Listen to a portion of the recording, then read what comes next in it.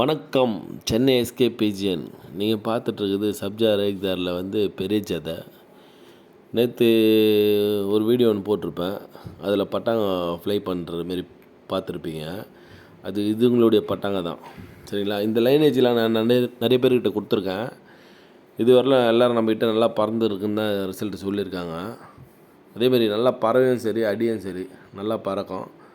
மற்ற புறா போட்டு காட்டினாலும் சரி, அதுங்களோட மேலே தான் பறப்பார் வயசு, அதுக்கு கீழே பறக்க மாட்டார். அதேமாரி எந்த புறா போட்டு காட்டினாலும் சட்டையே பண்ணாது, இது பாட்டுன்னு பறந்துட்டுருக்கும். மற்ற புறாங்களை போட்டு காட்டினா இறங்கும்ல, அதுமாரிலாம் இருக்காது. நல்லா பறக்கும், நல்லா அடிக்கும்.